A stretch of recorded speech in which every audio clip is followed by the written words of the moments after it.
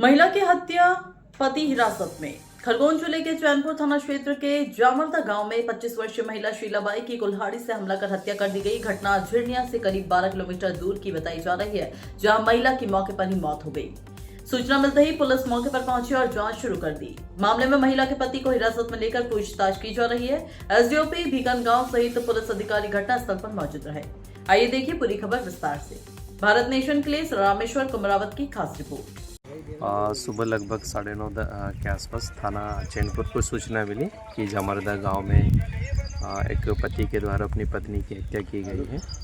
उसी यहाँ घटनास्थल पर मौजूद हुए हैं और एफएसएल अधिकारी को बुलाया गया है और घटनास्थल का निरीक्षण किया जा रहा है और अग्रिम कार्रवाई की जाएगी। इसमें सर किस हथियार से मारा? इसमें धारदार हथियार से वार करना पाया गया है और आगे अभी जांच की जा रही है एफएसएल अधिकारी के द्वारा।